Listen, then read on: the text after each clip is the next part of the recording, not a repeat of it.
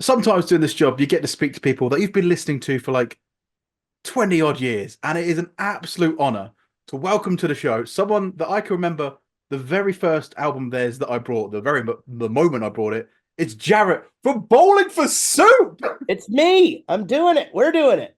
Ah, how are you?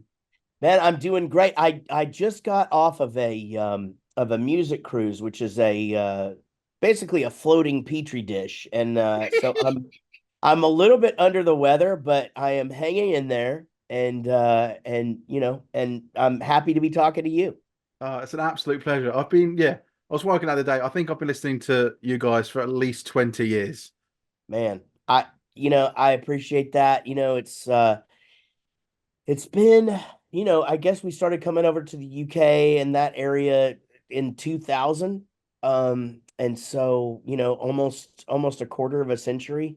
Yeah. And so, it's very cool to, to be talking to people that are in the industry now, such as yourself, and that have been around the whole time. It's pretty cool.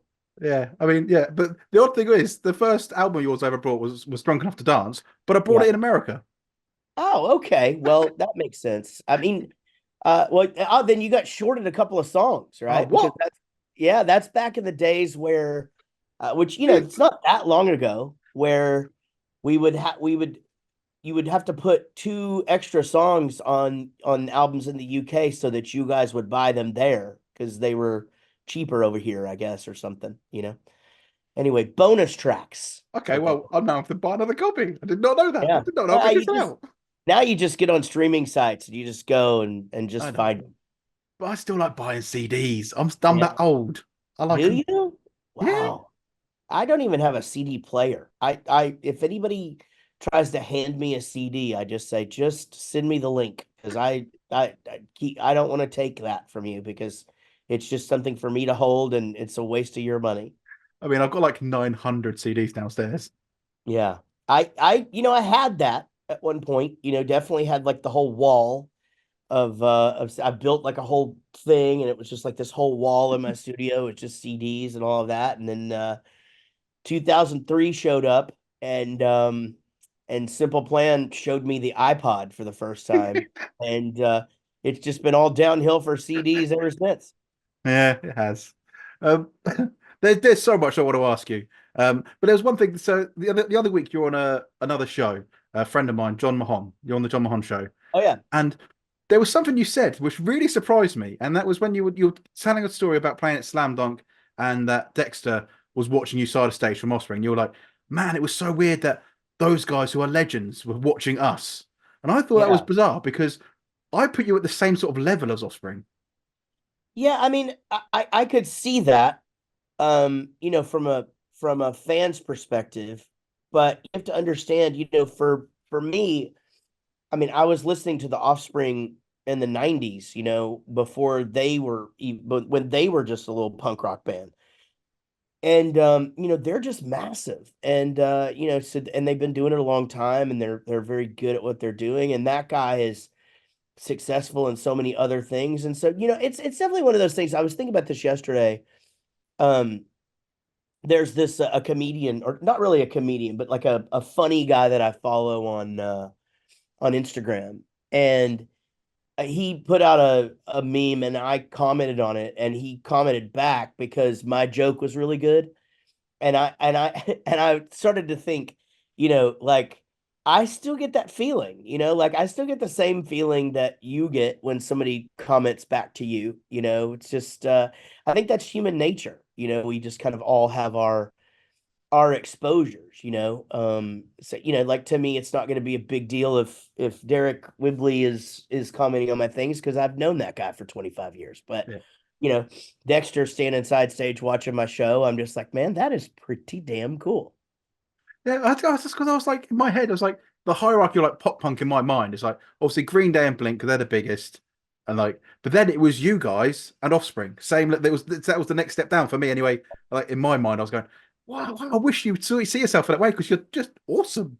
You always have been. Thank you. Well, again, there's a reason they were headlining Yeah, that festival, and we were two bands before them. But you know, I do appreciate that, and you know, I think what's great about this genre is that if anybody were to do their sort of hierarchy, um, you know, you'd almost all have the same bands and just in different orders, you know, Yeah, and I think it's like that in life, right? I mean, you just have your preferences. yeah. There was one thing I wanted to ask because obviously you've been going now like 30 odd years. You guys have been going. So not necessarily the greatest, but like, what is the first thing that comes to mind? I say, what is one of the best moments that has been for you whilst being in Bowling for Soup? Is it like a show you've played or like a TV thing you've appeared on? Like, what's the one moment you're going on? This is happening because of my band. We're doing this Right. because of my band. Man, it still happens to me. I mean, we still, you know, it's still one of those things where my wife will say to me sometimes, and I say it to my friends, but my wife will just look at me and just go, "Your life is weird," you know, because of the things that we get to do, people that we get to meet, you know, shows we get to play because of the band, you know. But I mean, honestly, there's way too many to name because I mean it's but I will say the first one that I like really remember absolutely just flooring me. Let's go back to CDs since that's topical for this interview. Um we were over for I believe Reading and Leeds Festival. When we did that in 2001, no 2002, we did that. And no, it was 2001. It's our first like time over there. Maybe it was 2000. I don't know. It was a long time. Yeah, a long time ago. Whatever the first time, I think it was our very first trip over. So it does have to be it's definitely 2000. So we come over to do Reading and Leeds and excuse me. And you know, okay, we're doing these festivals already, but we had a little time to look around in London and so we did the touristy thing because it's like, you know, you don't know if you're ever coming back there or not. And at the time, you guys had the huge Virgin Megastore. Yeah. And I remember walking in there and it was our CD was in like the top 20 CDs and we were on this huge end cap and I was just like, holy crap. Like we're in another country and that's us right there. And there's like more CDs on that wall than I've ever seen in one place in my life, you know? And so we got a camera out to take a picture, and security came over and was just like, "Hey, you can't take photos in here," and which is actually funny in and of itself that people used to think they could control where you took photos because you had to get a camera out. And now, can you imagine that now? And so I was like, "Hey, man, you know, please let us get a picture. I mean, that's us. Like that's us on the cover." And he Yeah. I was mean, just, it's "All right, yeah." He's like, I'm going to let this slide, but I just want to get a picture with you. So somewhere out there, there's a security guard that used to work at the Virgin Mega store who has a picture with Bowling for Soup during this moment. And so yeah, but that's definitely one of those ones where I think about it all the time, what that feeling was like, and we were just so young and and just really didn't we had no idea what was ahead, and still you know to this day that happens to us all the time. We're yeah. just like, this is incredible that we just get to experience this. I mean, yeah. I mean, it is, and it's been going a long time, and It we're very has. happy it has. We have a friend in common, Yeah. and I asked them for a question, and I hope I've not been screwed over. So it's Frank Turner, right? Okay. So I said, can you give me a question to ask Jaret? And he went, Okay. yes. He said, ask him, when is he going back to the metal? I love it. That's a perfect question. So we're always trying to get back to the metal. So that's the Frank Turner and I were having a conversation online. He did a is during the lockdown portion of COVID. And I hope for your viewers and listeners, I did mention I'm under the weather, right? So I Yeah. apologize for all of the coughing. Um but I asked him, I was just doing these lives on Instagram. It's kind of a new thing and so we got on this thing and I was just like, let's talk about metal. And he was like, hell yeah, let's talk about metal. And we ran out of time and we never got back to the metal. but we kept going. Let's get back to the metal. And so after that week, he was like, let's just do this next week. And we did that for over a year. Every single Tuesday, we talked on Instagram at, I believe it's 4 o'clock my time. I can't quite remember. It seems about right. Maybe two. And we called the show Back to the Metal. And we just literally got on Instagram every single week and just talked. And it became it was very fun, and became and developed quite a fun relationship between he and I. And just he's just a lot of fun, that guy. He's and again, one of my favorite artists of this generation, easily. Yeah, I mean, I could talk about how much I love Frank for a very long time. But he's like, I have, it's so funny because I have three distinct band tattoos, and I'm friends with all three bands, which I'm not sure that everybody that has band tattoos could say that, but I actually have a Frank Turner hand tattoo. And Nice. so it's one of those things where I'm just like, is it weird, that like that we're bros, but like I have you tattooed on me, but that's how much his music means to me. I mean, despite again, being such a great guy, if I didn't know him, uh I would still just be such a massive fan, because I think he's just such a poet, and such an incredible songwriter. And he is and now what's funny is, when I first met him, gosh, I guess it's been, 6 or 8 years ago. That's maybe longer than that. I don't know. But when I did meet him, he's done so much since. He just kind of now he's kind of doing that thing where he keeps reinventing himself, and when artists do that, like, I'm just like, that's so cool, that you just have that ability to be able to do that. And but anyway, I could, again, this whole interview could be based around Frank Turner, for, I guess, for both of us, but Yeah, we should get back to the metal. we should. I'm glad when he said me that, I was like, please don't be like, you just go, why did you ask that? Like, How funny would that have been, though? it would have been a good do-over. Obviously, kind of linking into Frank, because he featured on one of your country tracks. I was kind of wondering, have you ever thought, because I know you're doing country shows in the US, have you ever thought about, when you're over here with Bowling for Soup, ever just maybe doing a one-off Jaret country show? I think it'd be awesome. So we did that. I am so sorry. We did that a couple of tours ago, actually.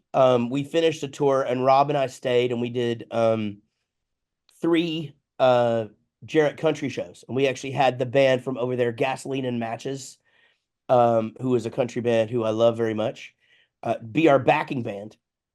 And we had a blast. It was great. Since then, it's just been so busy. It's been very hard to do that. It's like right now, like coming over, we're only over, I guess, for 6 or 8 shows, but we have to come right back because Rob and I will be on tour with the country band all of March here in Texas. And so it will happen again. As far as me playing some country shows over there, it really is just all timing. Yeah, It's this 2024, especially, such a busy year for Bowling for Soup. 30 years of us being a band, 20 years of Hangover You Don't Deserve, and full US tour, at least 2 trips to the UK. In that, we're about to do this tour, and then we've got oh, Download. yeah, down. It's just and then a full US tour. Did I already say that? Yeah, Anyway, it's it's, crazy. it's it's a lot of touring for you guys A this lot of year. touring. I Plus love the fact that Canada. Yeah. it's 30 years on and it's still just as hectic. It's a nice place to be. You know, from that perspective, we do more business now than we ever have as far as tickets. More people come see us now in every market that we play than ever, even the heyday. And um it, again, 30 years in, it's remarkable. I mean, it's a testament to so many things. And I won't take away from the work that we've put in ourselves, but I feel like that's just sort of a given. But what I will say is, there's just a loyalty to our fan base, and I think that lends itself to, people such as yourself, having kids, and those kids are listening to Bowling for Soup, and um and they're coming to shows, and now we're at like three generations that are coming to shows, and it's just it's unreal as I look out there every night and I just see the faces, and it's it's not it's all generations, it's all walks of life, it's all just people who love coming together and who happen to like our songs. Yeah, and you've got your biggest ever UK headline show, Cardiff, in a few Yeah. weeks. Yeah, we have our biggest ever. Yeah. I Biggest mean, ever, not just UK. yeah, ever. Wow. Biggest headline show ever. I mean, not counting festivals. Yeah, And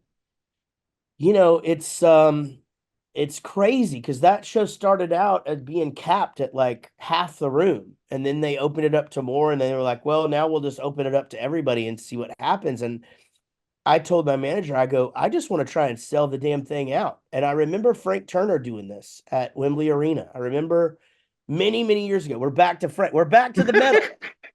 But um, you'll have to tell him that this happened, that we just yeah, kept doing it. But he did a thing where he played Wembley Arena, and I'll never forget it. It was like it was sort of out of the realm of where he was, at least in his mind, and he did it. He sold it out, and I think that was my thinking on it. I was like, man, why don't we just tell our fans, like, hey, we really want to sell this out. Everybody come, let's do this thing. And everybody sort of rallied, and it happened. yeah, And I mean, it's officially sold out. So I can't. I'm blown away, and I absolutely cannot wait because we've played that room before, but we've never played it completely full. So I'm excited. yeah. It's going to be an amazing show. Absolutely. Yeah. Something I always like to do is I like to play a little game with guests. So the game is very simple. It's called Streamy Streamy. Say that you stream me. It's essentially it's higher or lower, but with obviously your songs. Okay. So the starting one is almost, which is 63 million. So that's the starting number. And you're So saying do I think that the actual number is higher or lower? oh no, so the next song I'm going to give you another song, and you got to say whether that song is higher Oh, or okay, lower. okay, go. So we're starting at almost, which is 63 million. Then we're Okay. going to High School Never Ends. Is that higher or lower than 63 million? It's higher. Oh, that was quick. And yes, that's right. We're at 98 million for that one. I mean, I've rounded these a little bit because I, Okay. I did want to say the 98 million, 100, but yeah. So Yeah. we're going from 98 million to Girl the Bad Guys Want. Is lower. Yes, I was quite surprised. I thought that was going to be Yeah. higher. There's 92 million, so it's not that much lower. Yeah. After this game, I'll tell you why I know all this. Or the high school never ends part. I'll tell you a story. Go ahead. Okay, right. So we got 1985. Higher. Yeah, 312 million. That's a very impressive number. Yeah. And then we go on to, I think the song that kind of really made you explode over here, the Bitch song. Right. Lower. Yes, 2.8 million, which I think that's because of the age of it and streaming wasn't around. And then 100. this is my favorite Bowling for Soup song, Emily. Higher or lower than 2.8 million? Lower. Yes, 1.9. You're doing well. I mean, normally there's a gift, but in America and I'm here, so there is no gift I can give. But then we're going on to my second favorite Bowling for Soup song, Turbulence. Higher or lower than Emily? Lower. Yes, 820,000. And then we're going on to, which I think was one of the best songs of the last few years, I Want to Be Brad Pitt. Higher or lower than Turbulence? I think that's lower. No, it's the first one you got wrong. That's Wow. 990,000. Wow. And that is a top tier song. Then we're going from I Want to Be Brad Pitt to Iran, So Far Away. Higher. Yes, 15 million. Then Punk Rock 101. Higher. Yes. And then on to the last one. So we're going from 18 million, which is Punk Rock 101, to Ohio. Come back to Texas. Oh shit. This is hard. Uh I'm gonna guess. Here's the problem: Punk Rock 101 and Ohio, or Punk Rock 101 has been splitting its streams because there's the greatest hits version out there. Um, I'm gonna go lower. Maybe rethink that. I'll go higher then. Yeah. Yes, higher for 24 million for Ohio. Yeah. So what's the story behind High School Never Ends then? Well, the High School Never Ends thing is crazy because it's our second biggest song. And definitely people go crazy over it whenever we play it live and stuff. But that song wasn't a hit. I mean, it should have been, and that's just it. But the record company bailed on it. It was crossing the year, and they thought "When We Die" was supposed to be the single, and so, uh, the head of Universal, who was there for a long, long time, said that bailing out on High School Never Ends was one of the biggest mistakes he ever made in his career because he was just like that. Probably in his mind would have been bigger than 1985 had they followed through with it. Yeah, But I don't. For me, it's such a it's a win because I was just like, guys, you're making a big mistake. Like this song is huge, and you know it. And but anyway, the fans made it so, and so just a little glimpse into my world there.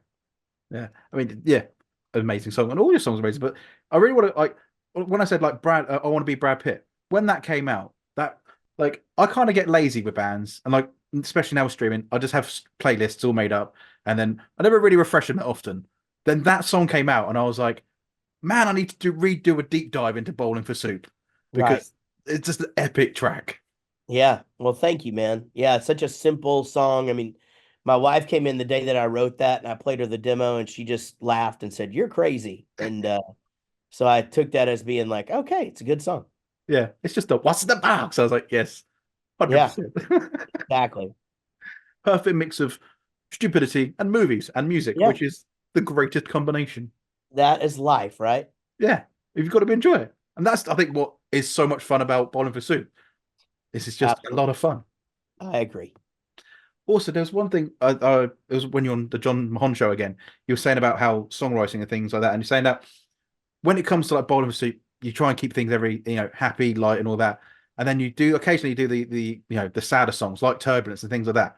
And I think they are so much more impactful coming from someone like you because I think a lot of people see themselves in you because like they're happy, they like music and stuff, but then there's also everyone's always got something going on, and then when you come out with the sadder songs, it's just like Right. yes, I completely connect and understand. Yeah, I think I never thought about that before. In the way that you just put it, it's actually never thought about that. Maybe it does hit a little harder when it comes from somebody like me because people are so used to me being happy and fun and carefree, and then when I do show my feelings, they're like, okay, yeah, see, like this is everybody. And I think maybe that, so this is a good segue, but maybe that's why my focus on mental health has hit home to so many people because I am a happy guy and I do seem like a happy guy and I and all of that, but depression and anxiety are something that I deal with every day. And so I feel like people see that and go, "Oh my God, okay, well, maybe there's not something wrong with me. Maybe this is just something that people have to deal with sometimes." And so yeah, I mean, maybe turbulence, when we die, where to begin, things like that do hit a little harder coming from us because